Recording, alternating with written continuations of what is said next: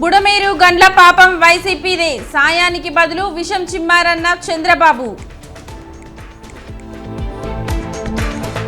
ఏలేరు వరద పరిస్థితులపై deputy CM Pawan review, సహాయక చర్యలను ముమ్మరం చేయాలని ఆదేశం.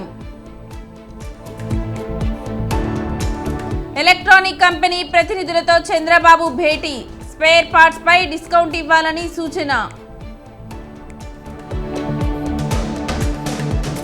హైడ్రా తరహాలో ఆపరేషన్ బుడమేరు, ఆక్రమణలు తొలగిస్తామన్న నారాయణ.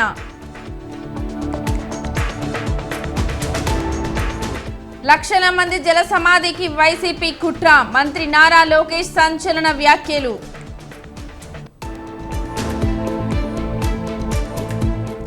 ఏపీపై కేంద్రానికి చిన్న చూపు, ఎన్డీఏ నుంచి టీడీపీ బయటకు రావాలన్న షర్మిల. ప్రకాశం బ్యారేజ్ దగ్గర శరవేగంగా మరమ్మతులు, 2 క్రేన్లతో బోట్లను తొలగిస్తున్న ఇంజనీర్లు.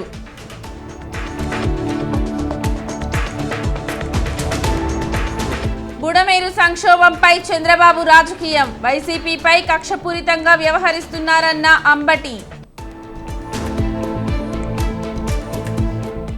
భద్రాచలం వద్ద పెరుగుతున్న గోదావరి ఉధృతి, 2వ ప్రమాద హెచ్చరిక జారీ.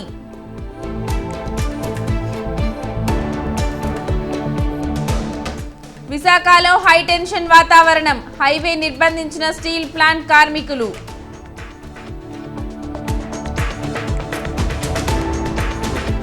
ఈ నెల 16న ఢిల్లీకి సీఎం రేవంత్, కేబినెట్ నామినేటెడ్ పోస్టుల భర్తీపై చర్చ.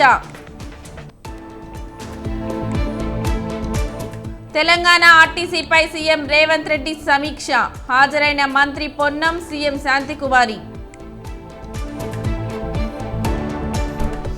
హుస్సేన్ సాగర్లో నిమజ్జనాలపై క్లారిటీ ఇచ్చిన హైకోర్టు, 2021 మార్గదర్శకాలే పాటించాలని సూచన. ధనిక రాష్ట్రంగా ఉన్న తెలంగాణ అప్పుల రాష్ట్రంగా మారింది, అప్పులను రీస్ట్రక్చర్ చేసేలా కేంద్రం చొరవ చూపాలన్న బట్టి.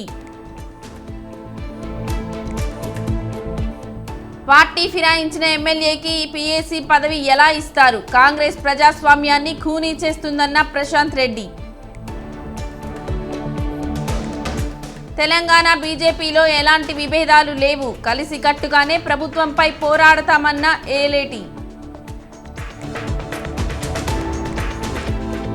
హరీష్ రావుకు పదవి ఇస్తేనే ప్రతిపక్షంగా భావిస్తారా, పీఏసీ పదవిపై అరికపుడి కీలక వ్యాఖ్యలు.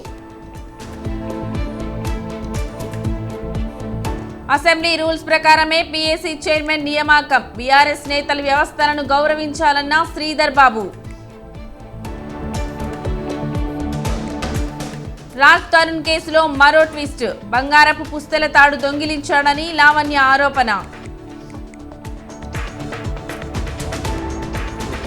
మణిపూర్లో ఆగని నిరసనలు, రాజ్ భవన్ ముట్టడికి విద్యార్థుల యత్నం, కర్ఫ్యూ విధింపు. సైబర్ నేరాల కట్టడికి కేంద్రం ముందడుగు, త్వరలో 5,000 మంది సైబర్ కమాండోలు.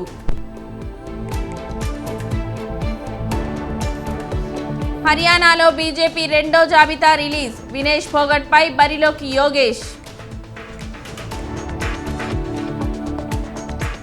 మోదీపై ఎలాంటి ద్వేషం లేదు, రాహుల్ గాంధీ ఆసక్తికర వ్యాఖ్యలు.